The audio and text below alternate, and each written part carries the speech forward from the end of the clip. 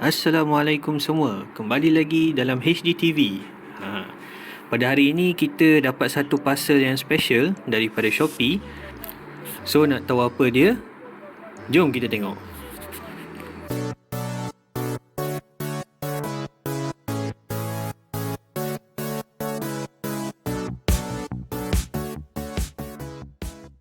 So parcel ni ialah daripada Realme. Kita beli phone daripada 4 hari bulan 4 hari tu, masa ada offer. Apa kandungan dalam ni? Jom kita tengok. Pertama sekali iaitu kita beli phone lah. Phone yang baru launch hari tu, iaitu Realme GT 2 Pro. So kalau kita buka kotak ni, dalam kotak ni ada beberapa barang yang kita dapat sekali apabila kita beli phone Realme GT 2 Pro ni. Yang pertama iaitu Realme Buds Air 3, maksudnya yang barulah, latest version yang keluar. Ini ialah pada harga offer yang dia sekali set. Yang kedua iaitu Realme Buds Q2. Ini dapat secara percuma apabila kita beli pada 4 hari bulan 4 ataupun sebelum tu, masa first launch. Dan akhir sekali iaitu phone kita lah, Realme GT 2 Pro. Nampak Naoto Fusokawa punya signature dekat situ. Apa lagi?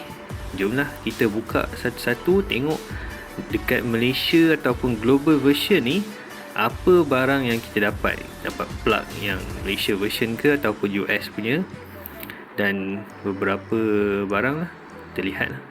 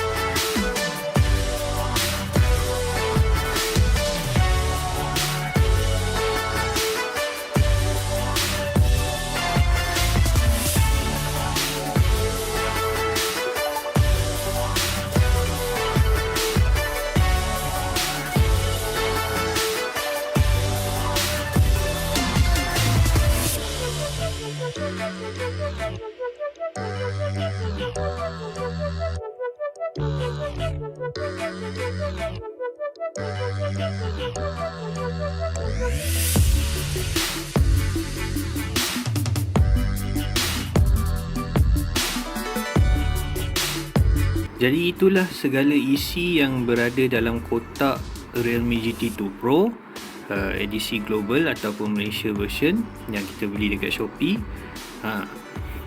Ada casing, dia punya phone, plug 3 pin, USB Type C, SIM card injector, dan Realme Buds Q2. Itu saja. Jika ada persoalan, sila nyatakan di ruang komen, dan jangan lupa share, like dan subscribe. Kita jumpa lagi di lain hari. Assalamualaikum.